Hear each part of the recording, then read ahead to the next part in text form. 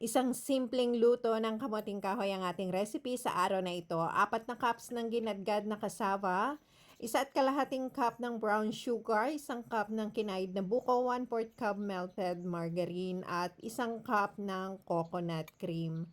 Haluin lang natin ito hanggang sa mag-incorporate ang ating mga sangkap. Huwag kalilimutang i-share ang video para ma-save natin ang ating simpleng recipe.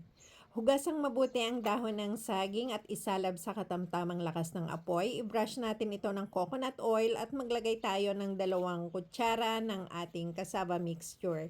Ibalot natin ng pahaba at itupi ang magkabilang dulo.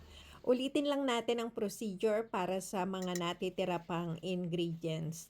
Kapag nabalot ng mga suman, pagtaklubin lang natin ito at itali natin ang magkabilang dulo. Kung umabot ka sa parting ito ng panonood ng video, huwag kalilimutang i-comment sa ibaba kung taga saan ka para alam ko kung hanggang saan umaabot ang aking video recipe.